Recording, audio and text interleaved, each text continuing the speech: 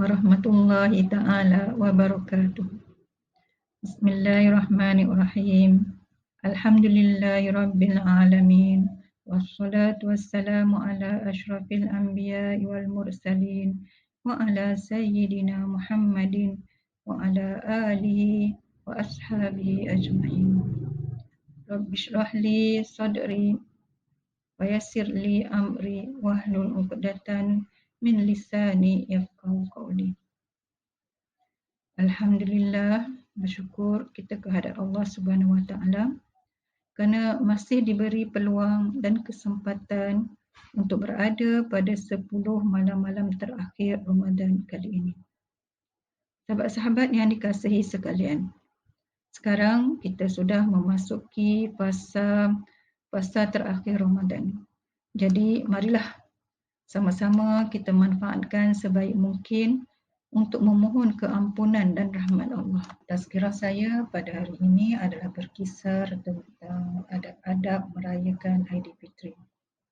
Walaupun sekarang kita masih lagi berada dalam Ramadan yang berbaki 3 hari saja lagi, namun diharapkan dengan perkongsian ini kita semua dapat mengingat kembali perkara-perkara atau amalan-amalan yang dianjurkan untuk kita lakukan pada hari raya nanti.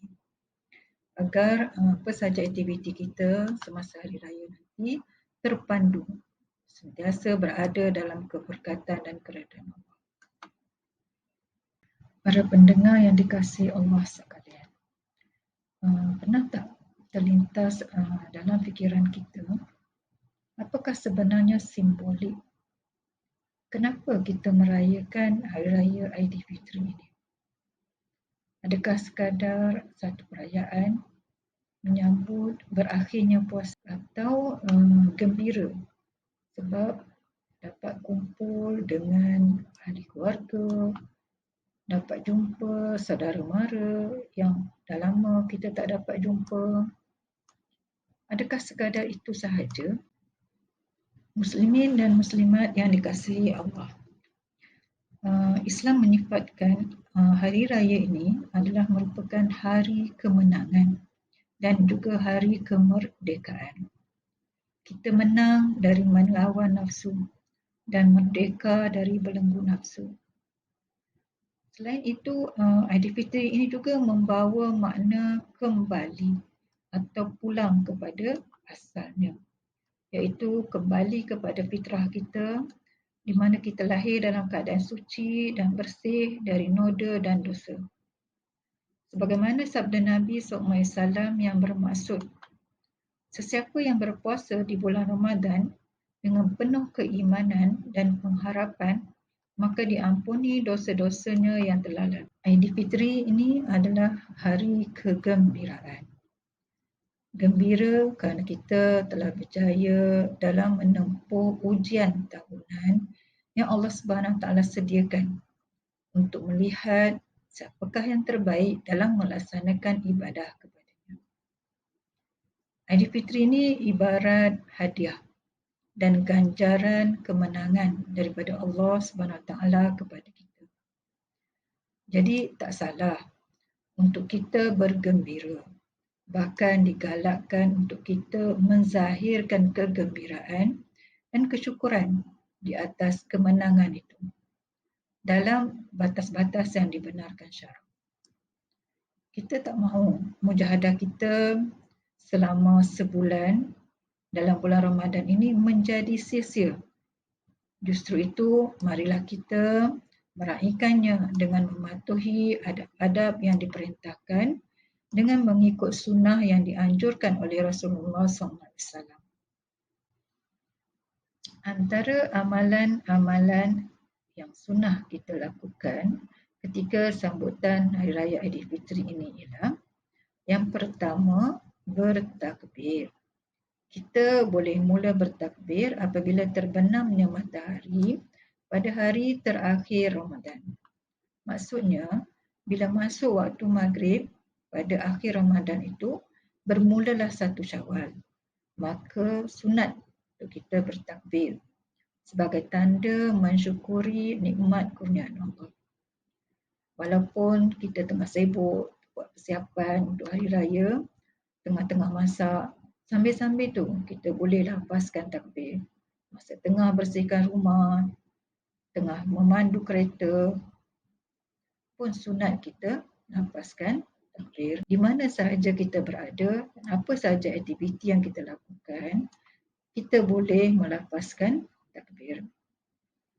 Yang kedua, kita dianjurkan untuk mandi sunat hari raya sebelum keluar rumah untuk ke masjid menunaikan solat hari raya. Menurut Imam Nawawi, amalan mandi sunat sebelum solat hari raya ini telah disepakati oleh kebanyakan ulama. Yang ketiga, mengenakan pakaian yang terbaik yang kita miliki. Tak semestinya baju baru. Kalau ada baju baru tu, alhamdulillah, pakailah baju baru. Tapi kalau tak ada, pilihlah yang terbaik yang kita ada. Sahabat baginda Nabi SAW, Jabir pernah memberitahu, sesungguhnya Nabi memiliki pakaian khusus yang hanya dipakai pada 2 hari raya dan hari Jumaat. Yang keempat, menjamah makanan terlebih dahulu sebelum menuju ke masjid. Rasulullah SAW dikatakan tidak akan keluar daripada rumahnya pada hari raya melainkan baginda makan buah tamar terlebih dahulu.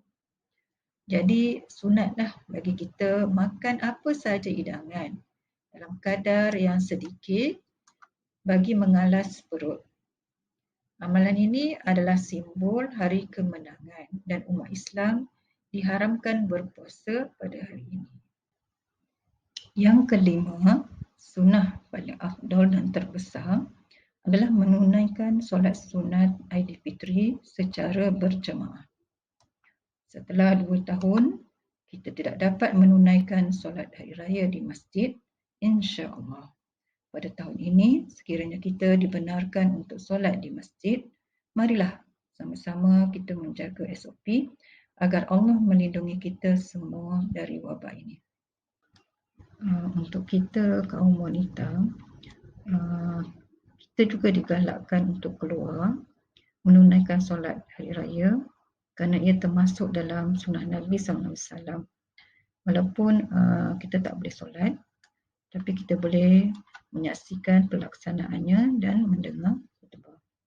Ini seperti mana yang diriwayatkan oleh Ummu Atiyah yang bermaksud Rasulullah SAW memerintahkan kepada kami untuk mengeluarkan anak-anak gadis dan wanita-wanita berbudak pada 2 hari raya, iaitu hari raya Aidilfitri dan Aidiladha, dan baginda mengarahkan wanita yang uzur agar menjauhi tempat solat umat Islam. Yang keenam, berjalan kaki ke masjid dan menggunakan laluan yang berbeza ketika pergi dan balik. Ini bertujuan supaya kita dapat bertemu dengan ramai orang dan dapat mengeratkan silaturahim serta dapat bertanya khabar dan saling mendoakan. Dan yang terakhir, saling memberi ucapan tahniah dan saling mendoakan. Antara ucapan yang boleh kita ucapkan ialah taqabbalallahu minna wa minkum minal a'idi wal faizin wa kullu am wa antum bi khair. Tak ada masalah kalau kita nak gunakan apa juga ucapan selain yang saya sebutkan tadi, asalkan ianya mempunyai maksud yang sama.